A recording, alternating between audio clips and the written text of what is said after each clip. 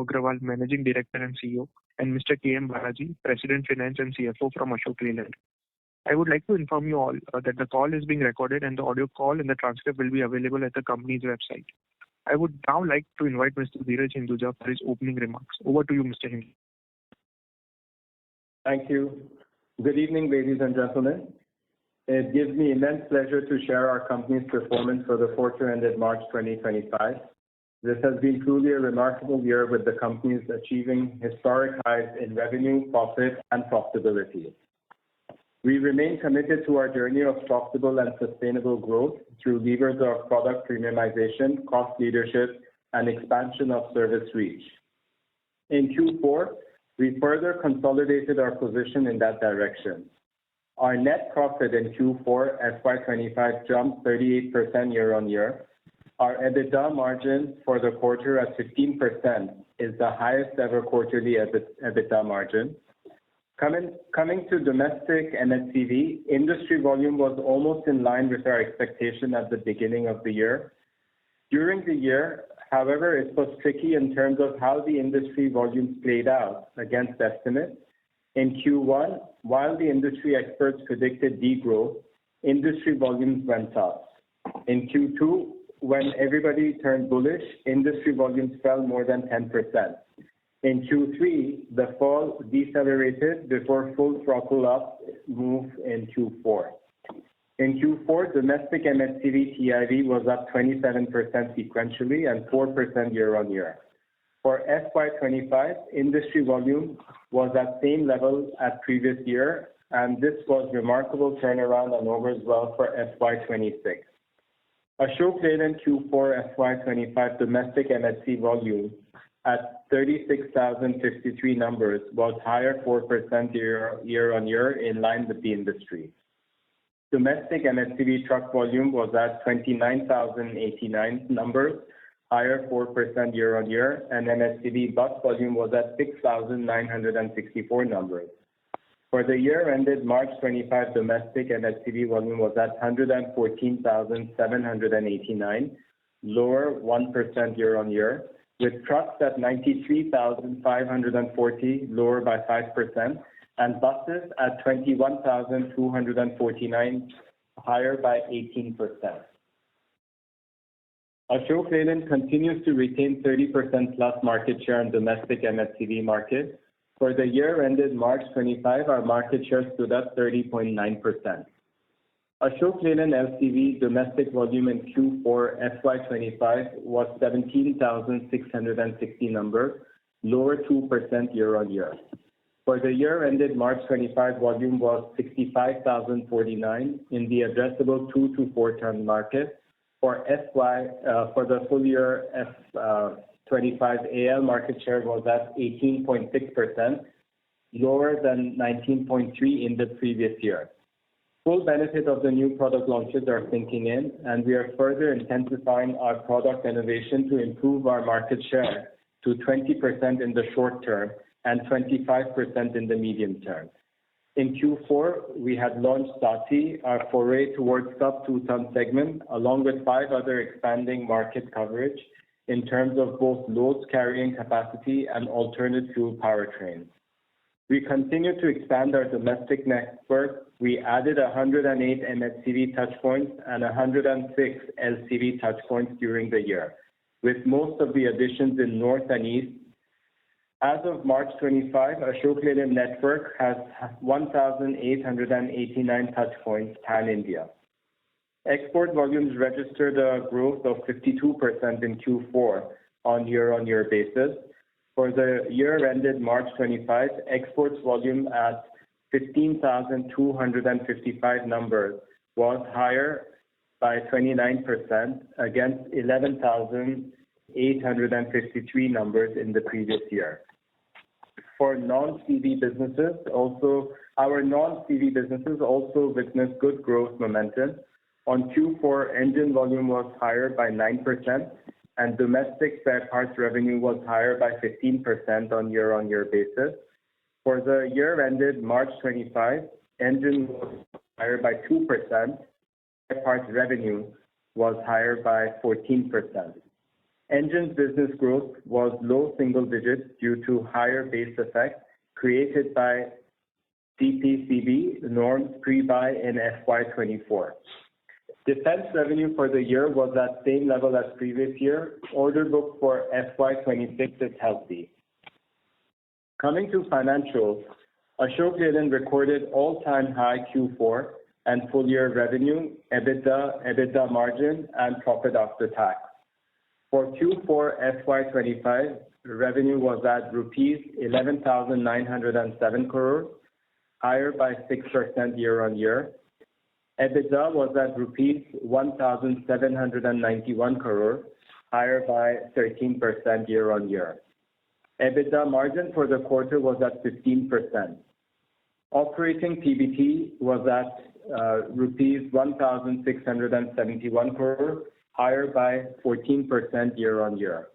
Reported PAT at rupees 1,246 crores was higher by 38% year-on-year.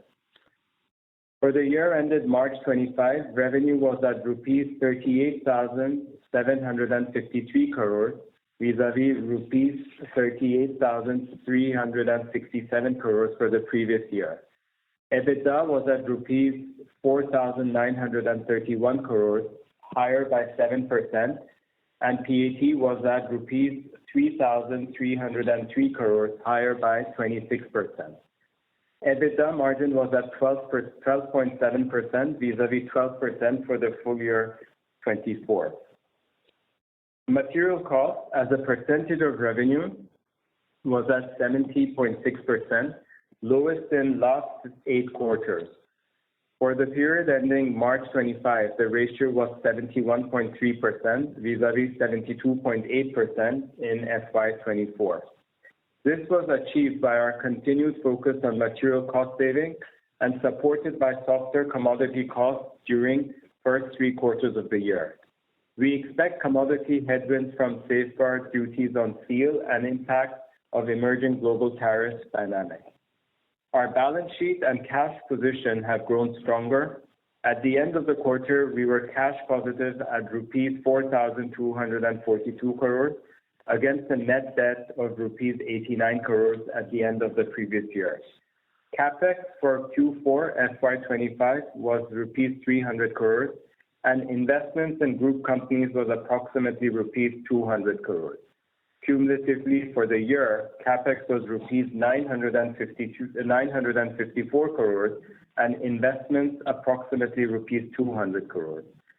CapEx and investments together was lower at rupees 1,140 crores vis-a-vis rupees 2,060 crores in FY24. Key initiatives targeting customer experience and transforming service operations have started yielding results. In domestic MSCV, Ashok Leyland ranking has improved to number 1 in Dealer Satisfaction Index and number 2 in Customer Satisfaction Index and Sales Satisfaction Index. Leveraging digital platforms, these initiatives will help us in our objective of product premiumization. Ashok Leyland continued to focus on product and process innovation to meet dynamic customer and market needs and to maintain its technology leadership position in both ICE and alternate fuel space.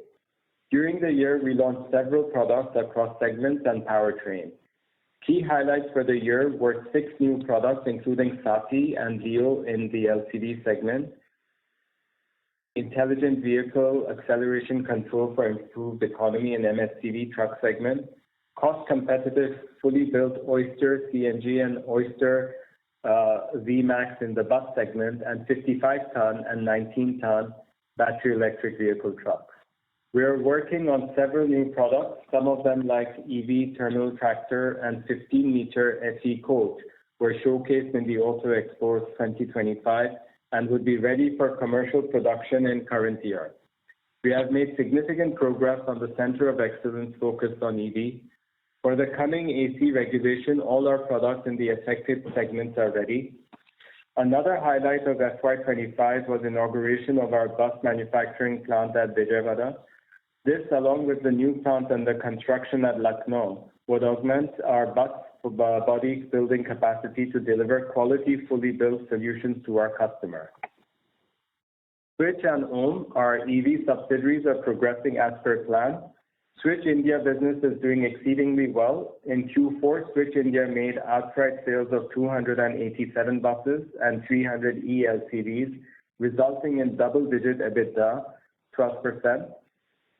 For year ended March 25, Switch India was EBITDA positive at 6%. At the end of the year, Switch India had an order book of 1,800 numbers.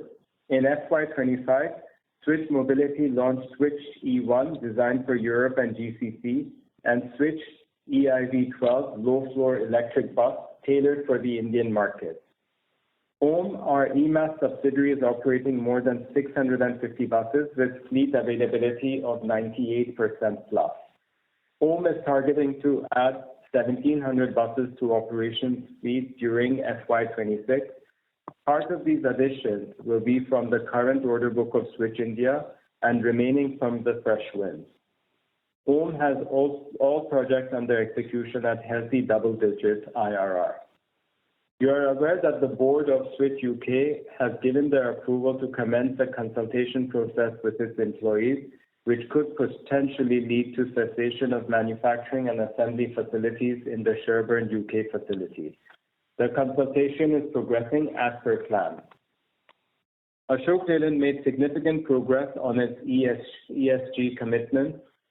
Ashok Leyland was ranked number 1 globally in the heavy machinery and truck category by Sustainalytics.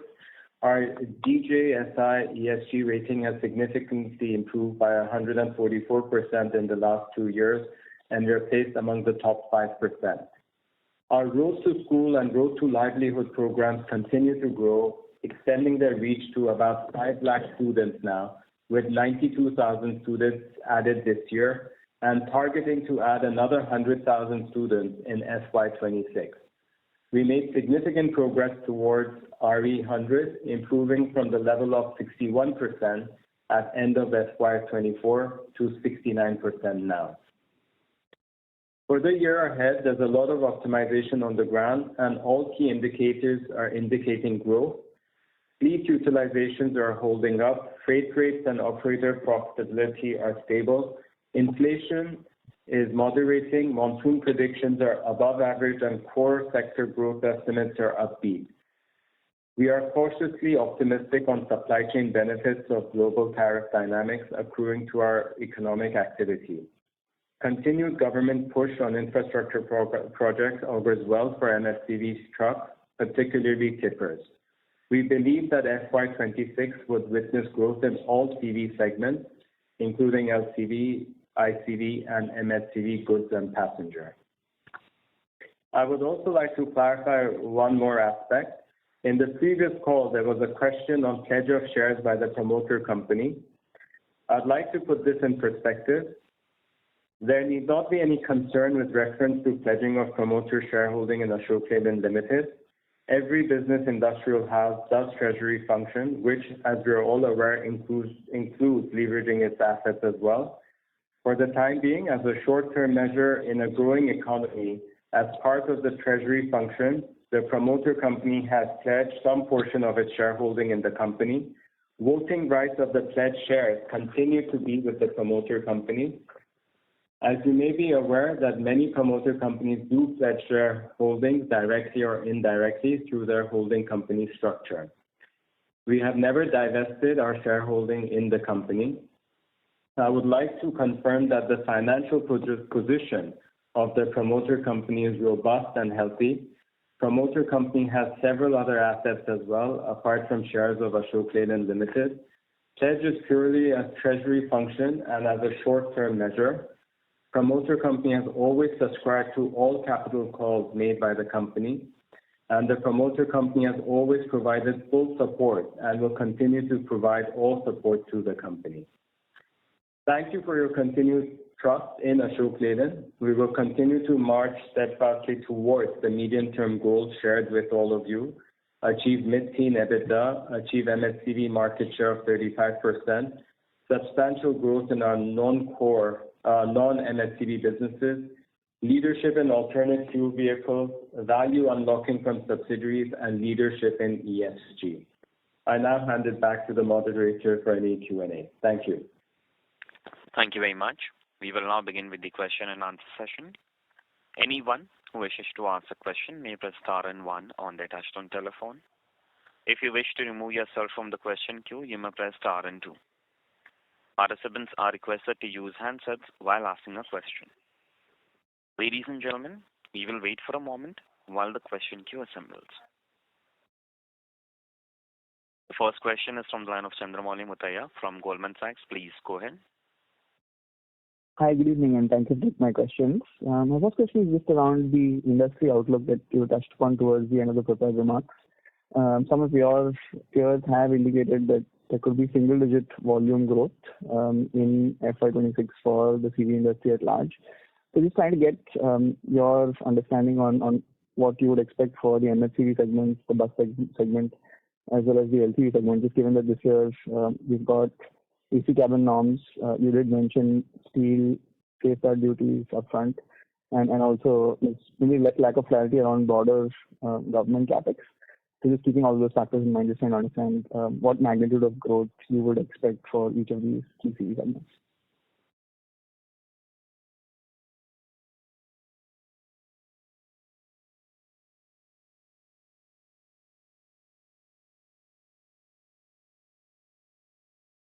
Can you hear us? Hello, can you hear me now? Yes, sir. Now we can hear you. I believe you are on mute. It's all. Chandramouli, thank you. Yeah, thank you for the question. More or less, we are in agreement with the estimates given by the peers. We also believe that this year could be a positive year for the CV industry. Last year was not so bad, but this year we are seeing that a lot of macroeconomic factors should help move the industry in a positive direction. We know that government capex, which had slowed down last year, is now back in shape. We do believe it will continue to expand from here onwards. We do know that monsoon estimates are pretty strong, so that should also help. We also understand that the core sector growth estimates are also positive. Right, and finally, we know that there is a pent-up demand that is available both in the truck and the bus segments, especially with the high aging of the fleet. So I think if we think that the macroeconomic factors act in the right direction, we should see a positive momentum in the industry. Now, Q4 has been positive at 4% roughly growth in the MHCV segment. And that gives us a good signal of the times to come. Now, Q1 specifically last year had grown by 10%, as Dheeraj also said, in the MHCV segment, and therefore we may not see that much growth in Q1. But starting with Q2, because Q2 last year had a negative growth, pretty large negative growth of 12 to 15% in MHCV. Therefore, the growth in Q2 should be substantial. But like I said, overall for FY26, we are pretty optimistic. That's helpful. And just as a follow-up to this question, if you could just give us some color on each of the segments, buses, trucks, LCVs, if you could give us your pecking order in terms of where you think there is more growth momentum available and where it might be relatively low. Yeah, I think few of the segments should do better than the rest. The number one is buses. As I said, we still think there is a pent-up demand, although last few years, buses have grown substantially, but still there is a lot of demand that will come out. This is both STU and private. Even when we talk to various STUs, they are very gung-ho on their buying capacities or buying potential for FY26. And same is the case with private. So buses definitely will stand out. I think closely it will be followed by the tractor-trailer segment. We know that there is a lot of shift happening towards 55-ton tractor-trailers. So that the segment should also continue to do well. One segment which hasn't done that well last year was tippers, right? But with all the core sector activities gaining momentum, especially mining, and construction, we think tipper segment should pose some positive surprise this year. Yeah. So I think those are the two or three segments which should do better than others. But I mean, even on ICV trucks or MAVs, we don't see any headwinds right now. Got it. That's helpful. My second question is just around the safeguard duties on steel that you had also called out in the prepared remarks. Also the AC cabin norms, which can potentially come through in October this year. If you could just split out what is the rough cost inflation that at this stage you're expecting from both of these factors, and what that might mean for your medium-term margin goals in terms of time frame and so on. Yeah. So see, quarter one seems to be a little bit challenging in terms of the commodity costs. So AC is coming up as a regulation. The impact on the price could be anywhere between 0.5 to 2%, depending on the model.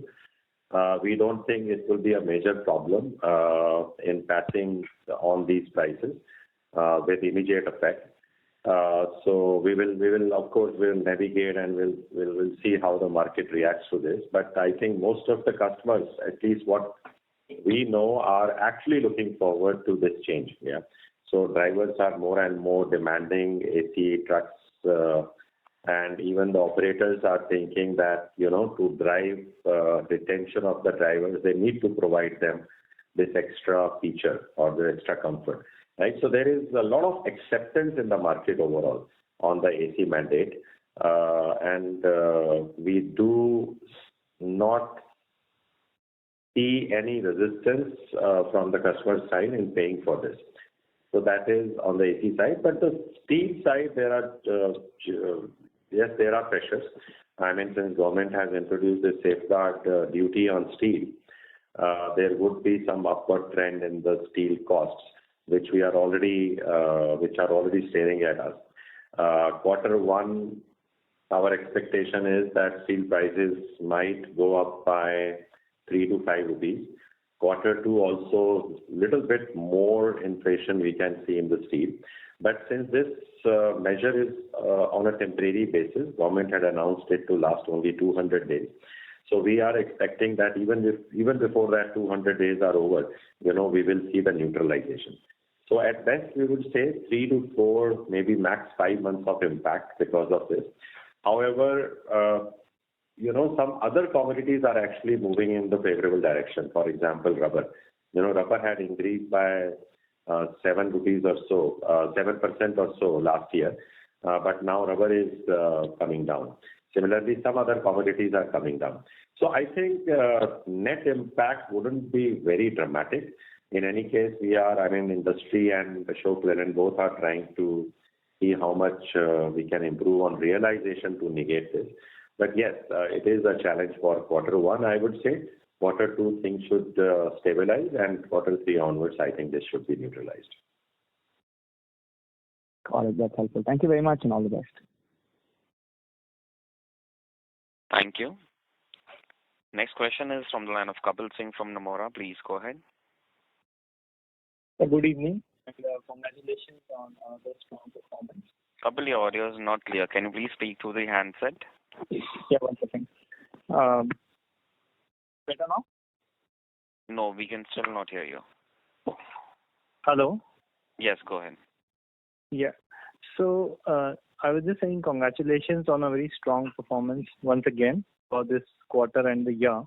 I wanted to understand firstly on the cost levers that you're looking at over the next 1 to 2 years. You've talked about some cost pressures, but we have as a company and as an industry done quite well in the face of a lot of cost pressures through the last 4 or 5 years. So you talked about realizations, but if you could talk about some other areas where can potential margin drivers over the next 2 to 3 years. Yeah, Kapil, firstly, thank you for the compliments. We are indeed quite happy with the results, especially quarter four has been really good. Overall year also, we have been able to move our margins up, better margins up, and we are sitting on a very strong cash position at the end of the year. which means that we can invest more and more into the future growth of the company. But just coming to your specific questions about the levers available for us to improve on margins and market share growth, we had a very consistent strategy over last couple of years. So I would like to spell it out again just for everybody's benefit. So firstly, our aim is to add more and more value into our products. You can call it premiumization of our product portfolio. But the idea is basically to provide more value to the customers and have the ability to charge more for it, right? So that is one. We are doing a lot of work on the products at variant level, at the model level, segment level, to see how we can provide more value to the product. So that price realization benefit, definitely we are targeting in the next couple of years. The second is, you are aware that we are the cost leader, which means that our cost per vehicle on an average basis is lower than that of the peers. And this is a great strength we think Ashok Leyland has, and we do not want to lose on this strength. And therefore, efforts on cost optimization, whether it is material cost or any other cost, would continue to happen. Last 3 years actually had a great success story, because we continuously saved hundreds of crores of cost in our P&L, and that will continue. Even for FY26, we have taken a very ambitious target on cost savings, and it will start happening from Q1 itself. So it will help us navigate this little bit of a challenge that we are seeing on the steel. And the third lever is on the after-sales side. Like Dheeraj also mentioned, that we started a new project a few months back. And the aim of that project is to deliver best-in-class service to our customers. Now, this particular aspect is very important, especially in the CV industry. I would say as important as giving a superior product, because this is a revenue-generating product, right? So if the product is out of service for 8 hours, some customer is directly losing that 8 hours of revenue. So our intention is this project is to how to reduce that downtime of the product. Even for scheduled maintenance, how can we run it? Can we do it much faster? So the levers are common. I mean, we are not doing anything new, but the cumulative effect of the advantages we are deriving out of these 3 levers are showing in our financial results. And we hope to continue to do the same in future as well. Sure, sir. So the second question is on capex and investments. If you could let us know what is the target for FY26 and in what areas will you be looking to invest? And on electric in particular, we have not seen for the buses the kind of orders that at one point we were hoping for. So just if you could talk about the landscape there, because it seems like most of the orders are coming for diesel buses. Thanks for the question. On the capital expenditure side, in FY25, we ended up with around 950 crores. And we actually have plans to end at the same level or at around the same level in the next financial year also, around 1,000 crores.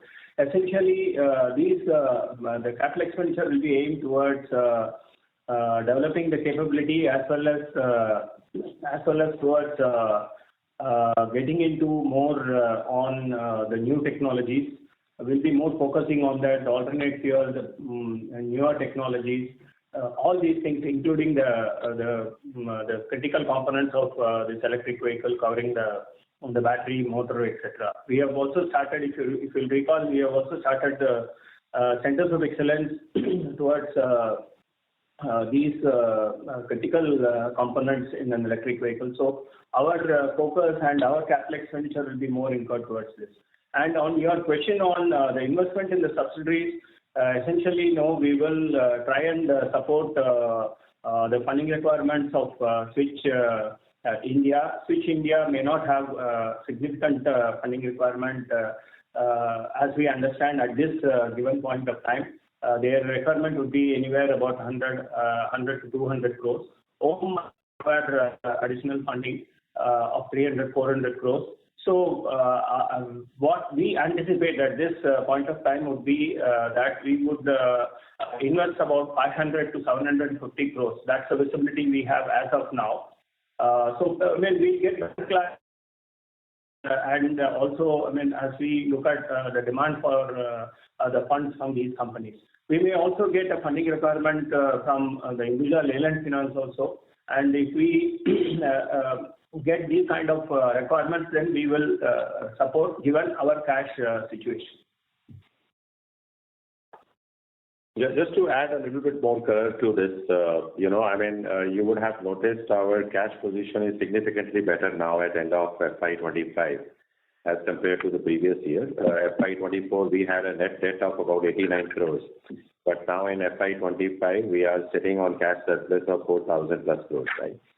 So in a way that signals that, we can invest much more actually in the future growth of the company, right? Like I said, future growth would come from mainly two levers. One is how we can add more value to the products and the other is how we can make our service operations much more effective and efficient. So now we can afford to be more liberal. As far as CapEx is concerned, we will look at more areas, where we can invest in terms of upgrading our products and technologies and make them more superior and relevant to the market. And therefore, while Balaji said 1,000 crores, but that we have cash, to be able to spend more in the CapEx as long as it makes a good business case, right? So that's definitely a positive. Also, in the investment in subsidiaries, I would just like to mention that Switch India in particular, we had told you earlier that our target is to make it a bit positive in FY25, which we have now achieved. In fact, the Q4 has been really good for Switch India, where they have achieved a double-digit EBITDA margin. Now we want to continue on this trajectory, and our next goal would be for Switch India to make PAT positive. Now, PAT positive means that they will start generating some cash to be able to be self-sufficient in future, so as to meet their own requirements on CapEx, etc. And therefore, over a medium-term horizon, we don't see that Switch India will require too much cash. On the Switch UK side, we had already told you that we have taken a kind of decision, to restructure that company, moving the manufacturing operations out of the UK. Now, this doesn't mean that we are exiting the market. We definitely will continue to serve the market, but we are just taking production out to more efficient locations. So that would also, help us reduce or nullify that 2 to 3 million pounds of loss we were making there, on a monthly basis in UK. Right? So I think, investment requirements in future, of course, temporarily some companies may need some investments, but in future, all these companies are moving in the right direction. Even for HLF, it is a very self-sufficient company. The only reason we invested in the past was just the company was growing at a rapid pace, especially the housing finance business also. And just to meet the capital adequacy requirements of RBI, we had to inject some small capital. Like I said, in terms of investments, it shouldn't put a lot of drag on us in future. And in terms of CapEx, since we have a very strong cash position, we should be able to invest in the growth. Sure, sir. And on the EV buses landscape, if you could comment on that as well. Oh, EV buses landscape, actually, Kapil, generally, I think the country has a very positive outlook. Every day you hear announcements from the government that they want to introduce or induct 15,000 buses into the fleet, electric buses. Yeah, of course, it took some time because the government was coming up with, this whole channel as to how they will assimilate the demand of various state STUs and bring it on a common platform where they can tender out these buses. And then they were also looking at establishing a payment security mechanism for these GCC contracts. But I think more or less all of that is in place, right? So we should see a very healthy growth in electric bus adoption. in the country. On the STU side to begin with, but later over next few years, it should trickle down into private sector also. But Switch is very well positioned. We claim to be the best in product and technology. We have really invested a lot in making sure our products are superior, electric buses specifically. And therefore, in all respects, we are ready to take on, a higher and higher market share in electric buses in future. Thank you, sir, and best wishes for next financial year. Thank you. Thank you. Next question is from the line of Raghunandan from Nuvama Research. Please go ahead. Thanks for the opportunity on strong margin show. Congrats to Shenu sir and Balaji sir. Sir, firstly, good to see you're expecting a positive outlook in FY26. How do you think the current upcycle is different from the previous upcycles? How do you see the performance over the next 1 or 2 years? And one concern is that I think Western DFC will be operational in second half of the year. How do you see the impact on competition from railways? Yeah, Raghu, thank you. It's always good to speak to you.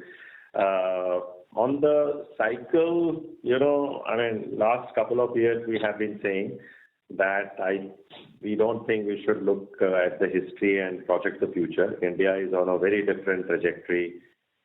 We all know that India is going to be a major economy, growing at a rapid pace as compared to other economies, and therefore India will require a lot of freight to be moved, a lot of people to be moved, right? And therefore we shouldn't say that in future we'll have the same trends as we had in the past. However, even if the market goes down in a particular year, we don't think the drop would be as dramatic as we have seen in the past. So one is that. The other is that I think over the last 4 or 5 years, we have prepared the company's business model in a way that we have really reduced our dependence on the MHCV, which is more cyclical in nature.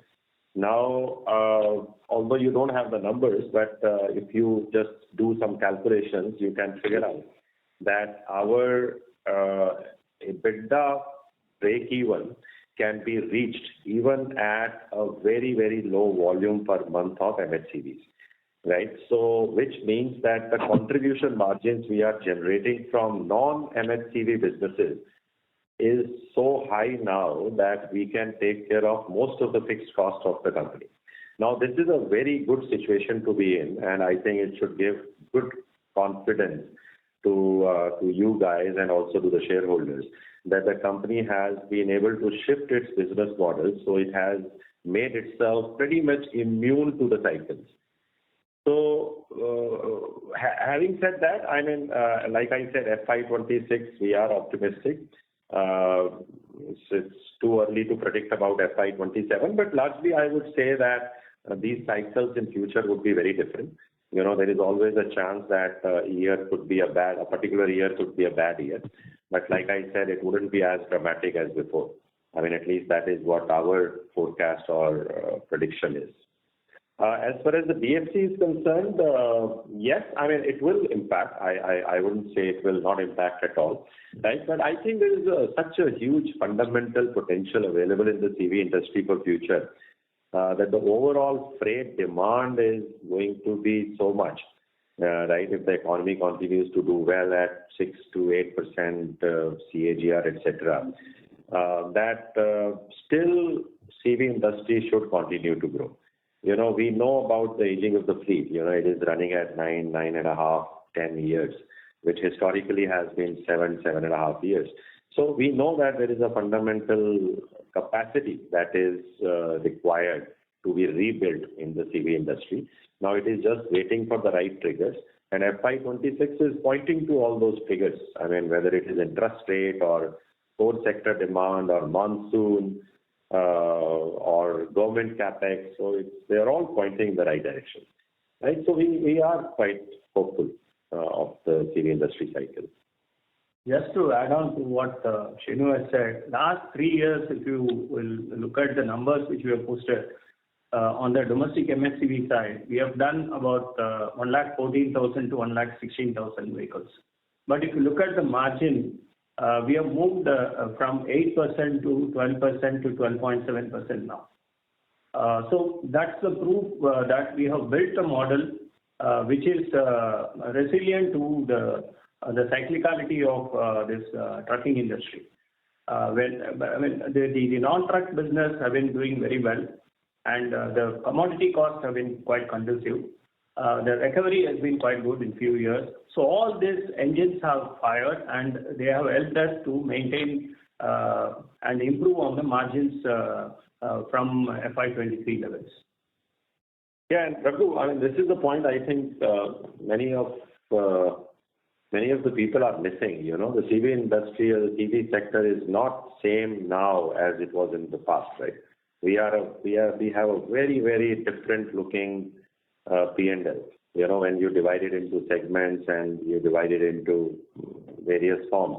You know, I mean, we are not that much susceptible. I'm not just saying Ashok Leyland, but even as an industry, because others have also, done quite well in this regard. But our P&Ls of CV sectors are very different now, right? So we should not be that much concerned that it is a cyclical industry, and therefore, if a bad cycle comes, our EBITDAs will drop to,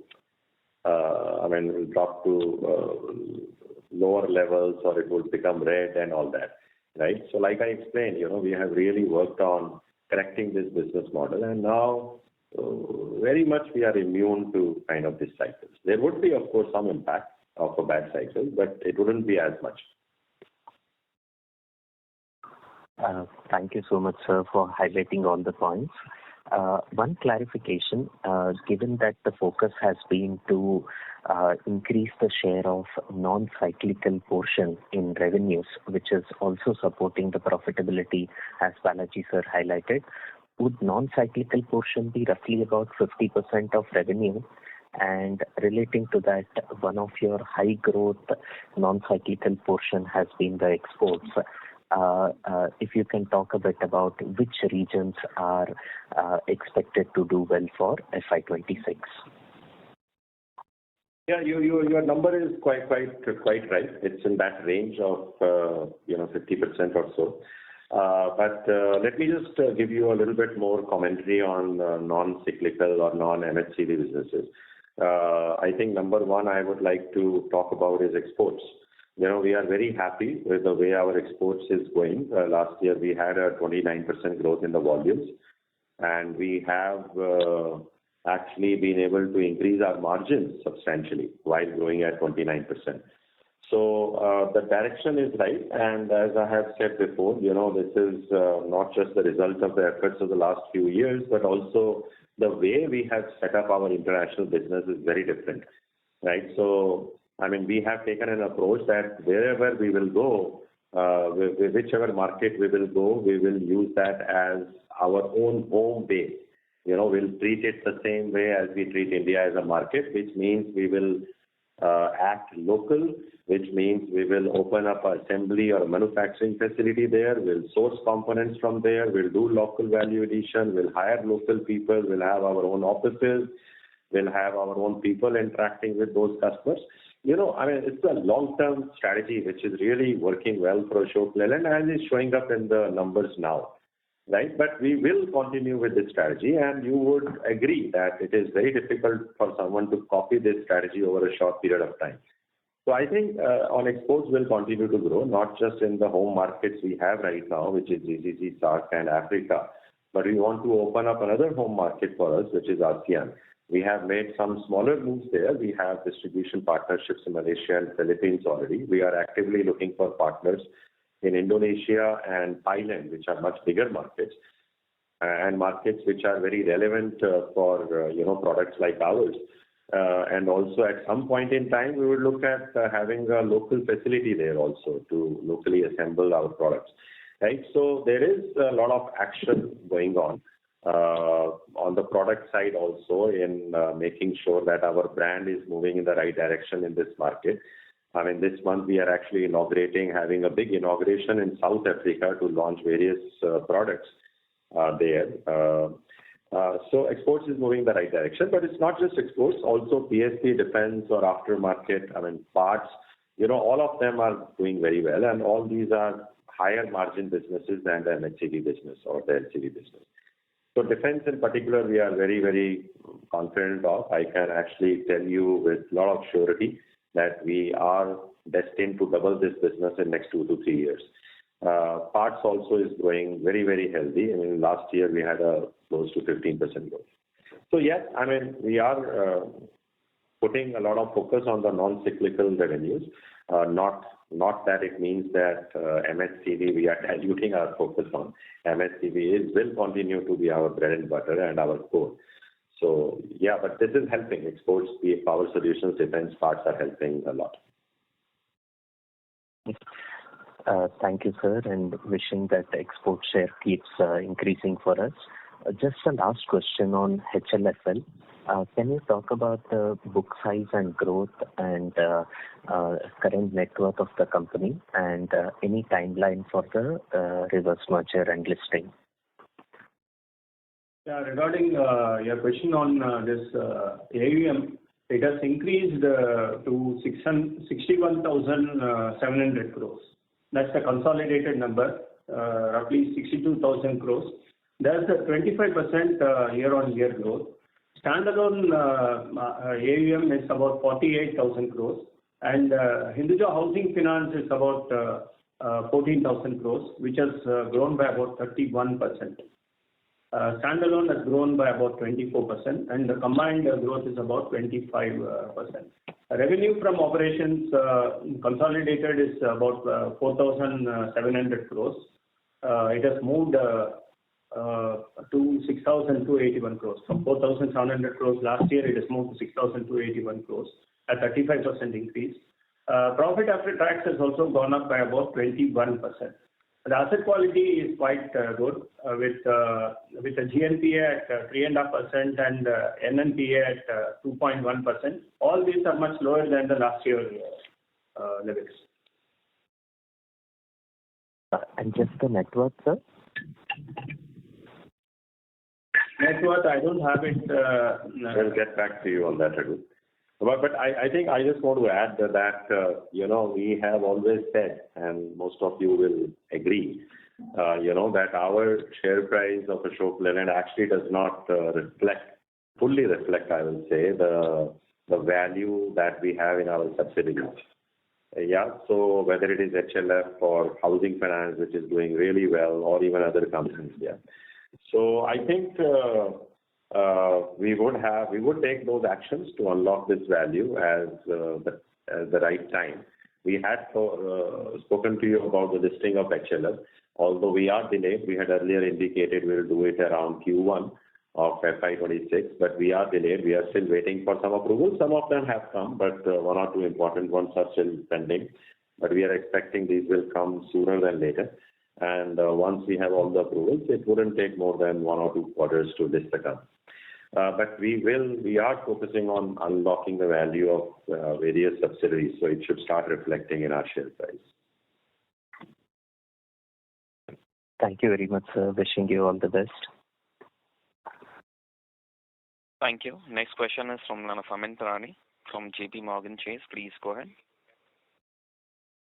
Yes, hi. Thanks for the opportunity. My first question was actually on your, margin expansion that you've been able to achieve over the last 2 years. So like, even Balaji was mentioning, over the last 2 years, specifically if I look at your raw material, on an absolute basis, your raw material per vehicle, per unit has actually come down. So is there any, specific, measure that you have taken to reduce that, or is it just a function of mix? Because obviously other expenses have moved up because of lack of operating leverage, but in raw material you seem to have actually brought it down on an absolute basis also. So if you can highlight something there, that will be really helpful. Yes, I mean, that is right. That, and this is basically a result of our last 3 years of efforts to reduce the cost. But you should also keep one thing in perspective, right? That in 2020, when we shifted from BS4 to BS6, our overall material cost base has expanded heavily, right? Just for the industry, not just for us, right? And whenever you come up with new technologies that pushes your cost up so much, you also create an opportunity to relook at those costs and bring them down. Right? It's just a basic engineering principle how engineering works. Because whenever you come up with a new technology, you want to make it safer. You want to make it first time right, and therefore in that process, you build up. Sometimes you build up more cost than required. But over a period of time, when you are relooking at that cost and when you are looking at the performance of those products in real world situation, and you are analyzing those load conditions or data that is available, then you know there are opportunities to reduce the cost. Right? So basically that is what is driving the industry level cost reduction. Now specific to Ashok Leyland, I mean, we are taking it really seriously. We are using all kinds of levers, whether it is working closely with the suppliers to look at alternatives of building that product, or whether it is tear down analysis, looking at other products in the market and comparing ourselves with those and trying to see where we can reduce. And it is not limited to just material cost. You know, we are looking at even other variable or even fixed costs to see wherever we can remove the waste. So yeah, industry overall has moved in the right direction. And I think we have done probably slightly better than what industry has done as long as in terms of cost saving. Okay, that's helpful. And secondly, this year we've also seen a very sharp reduction in working capital. So again, if you can shed some light, is there some, temporary one-offs which are helping us, or is this the new normal for working capital? Because from a slight positive working capital days, we've gone to a significantly negative working capital days. So some help there would be, See, actually, what has happened is in this financial year, we could do a very sharp reduction on our finished goods inventory.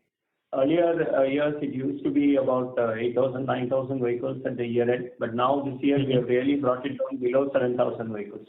This has significantly added to our overall working capital reduction. Similarly, the production inventory is also low. And we have also brought down our credit substantially over the years. With reference to the medium and heavy commercial vehicle truck business, we are slowly moving towards our original situation of cash and carry route. We have brought our credit down now to almost very negligible levels. Very less than 1,000 vehicles are on credit at the month end, where we get the money also collected in the first week of the next month. So all this has substantially improved our working capital as well as the cash situation during the year. So just to add a little bit on that, I think creating a financial discipline on the front end side, on the sales side, has been one of our focus areas.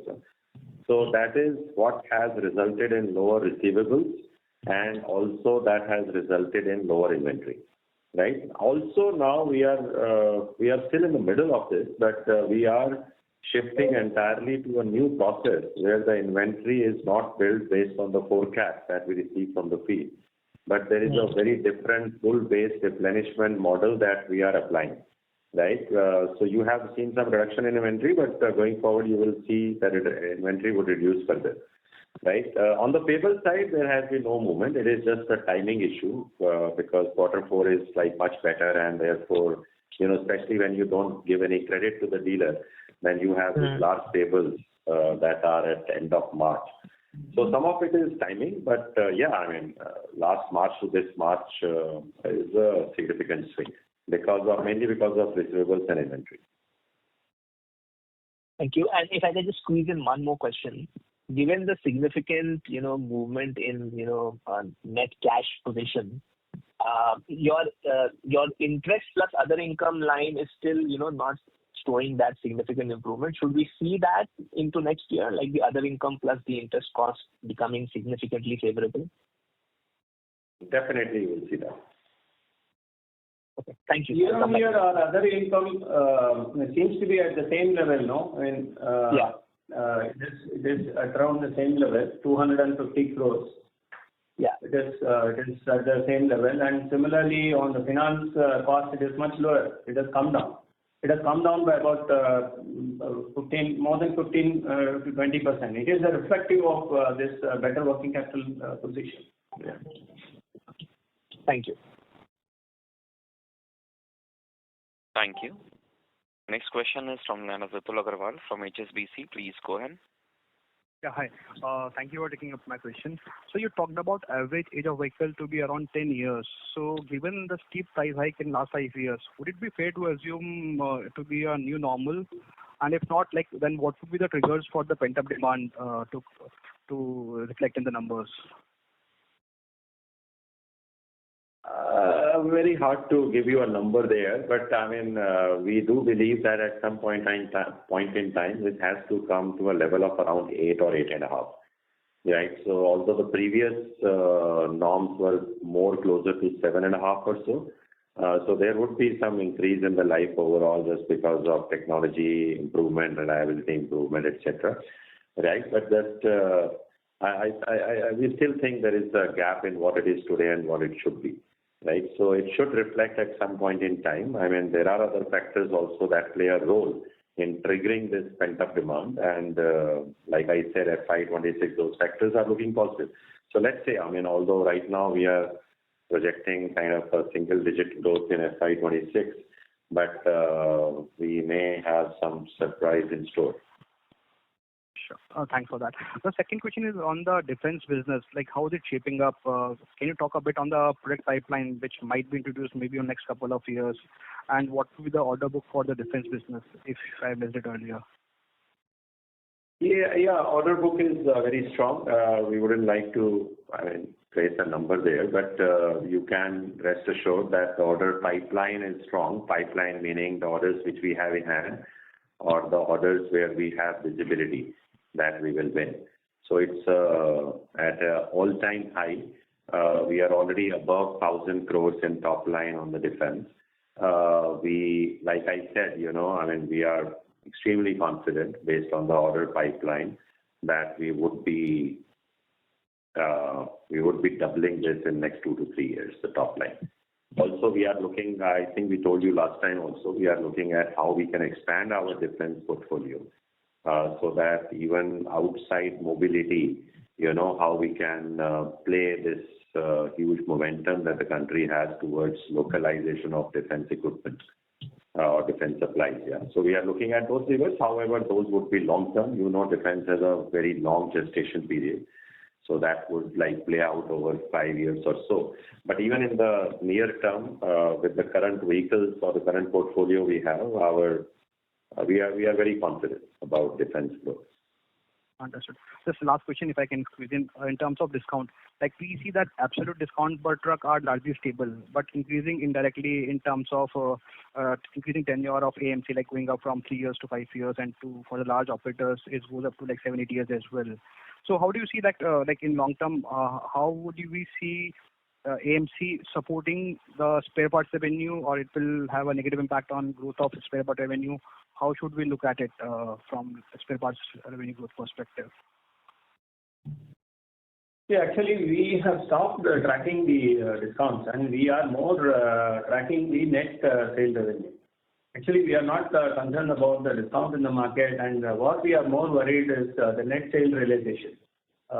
This is what we are tracking, and you will see that that movement moving across favorably across the quarters.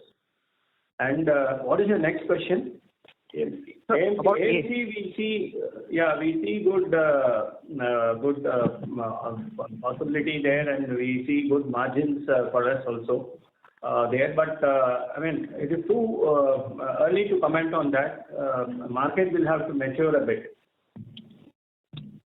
Understood, sir. Thanks a lot for that. Thank you. Next question is from the line of Pramod Amte from InCred Equities. Please go ahead. Yeah, hi. Thanks for taking my question. So, congrats on the EV bus momentum which you have been able to achieve and the turnaround in Switch Mobility. Wanted to get your thoughts in terms of EV trucks also you have started delivering. How has been the product performance on key parameters, one? And second, what are the client feedback and what are the improvements you are planning there for the financial year 26-27? This is EV trucks, the penetration is still under 1%. But we are very proud to say that, in terms of just volume, although it is limited, Ashok Leyland has the highest volume there. I'm not talking about the LCVs right now. I'm talking about medium and heavy duty. I think we have the widest range also available in medium and heavy duty trucks, because you are aware that we launched our Boss EV truck, which is 14 to 19 ton GVW last year, and then recently we also launched our 55 ton tractor trailer EV. We also showcased India's first port terminal tractor, which is 100% EV, in the Auto Expo. We are preparing ourselves to launch it commercially within the next 1 year or so. So I think we are ahead of the curve here as far as the EVs are concerned. Of course, there is new competition also emerging, especially some players from China are bringing some equipment, some vehicles from China, either fully built or, SKDs, etc. But based on our current experience, we can say that our technology and product maturity is far better, than some of the other EV trucks available in the market. So we will continue to work on this. We'll continue to mature the technology further. We'll also participate in the ecosystem level with the government or other partners to make sure that this ecosystem development also happens. But you can't, I think it's hard to expect a kind of dramatic growth on the EV trucks, medium and heavy duty side. Now the LCV story is different, because LCV adoption, you would know that most of the projections are saying that it will touch about 20% penetration by 2030 or 2032. And that Switch had already launched products in the LCV segment, electric LCV segment. They are doing really well. Of course, the market is limited, especially government withdrew the PM E-Drive incentives, on LCV. So market will take some time to kind of gain more traction. But we are there in terms of products, etc. When it comes to hydrogen, very proudly we say, although the number is small, but very proudly we say that we have the largest fleet of hydrogen ICE trucks in the world. We have a customer partner with whom we are running this pilot. LNG, we have been slightly delayed to the market, but we are catching up. And this year we will see some launches in the LNG segment also. Sure. Thanks. And the second question is with regard to defense. Considering that we still have a substantial hardware exposure versus the recent warfares have been more electronics in that sense. Any medium-term thought process how you want to drive this business through JVs or some technology partners to capture the incremental relationship benefit in the defense portfolio? Yeah, firstly, I think there is, like you said, there is a very clear shift as to how defense is playing out. It's moving more and more towards, electronics and other stuff. But see, it is not going to have an impact on the mobility where we play a role, right? Everything has to be moved, right? Irrespective of whether it is a sensor-based equipment, a radar-based equipment, or it is a gun or something else, right? So it won't have an effect on mobility, which is our current area or current domain. Now, like I said, in future, we are looking to expand beyond mobility, and we are still working on that strategic roadmap. And as soon as that is finalized, we'll definitely come back to you and share with you about our ambition on defense beyond mobility. Sure. Thanks and all the best. Thank you very much. Ladies and gentlemen, we will take that as a last question. I now hand the conference over to the management for closing comments. Ladies and gentlemen, thank you for for all your questions. I hope you've got the clarification. I would just like to close by saying we do see the new financial year to bring growth in all the vehicle categories, and we are ready in respect of the growth that's happening across the segments with our new product, and especially with the electric vehicles. You will see many new buses being launched by Switch. We also are expecting very good growth in our international operations. We had one of our best years last financial year, and we will definitely be improving upon that. And we also believe that defense, as Shinu mentioned, will see very good growth coming through. Our strategy for Switch is proving to be in the right direction, and we do see Switch India as turning positive in this current financial year. And although there's been this slight delay in the listing of Hinduja Leyland Finance, it continues to grow well. It's in all parameters, in all financial parameters, and also its subsidiary Hinduja Housing Finance is now the fourth largest affordable housing finance company, and also delivering good numbers. Although HLF and HHF do not really figure, as we see it, showing a true value in Ashok Leyland's shares today, but it will, through the listing process, unlock this. And we thank you for your continued interest in the company. Thank you very much. On behalf of Kotak Securities Limited, that concludes this conference. Thank you for joining us, and you may now disconnect your lines. Thank you.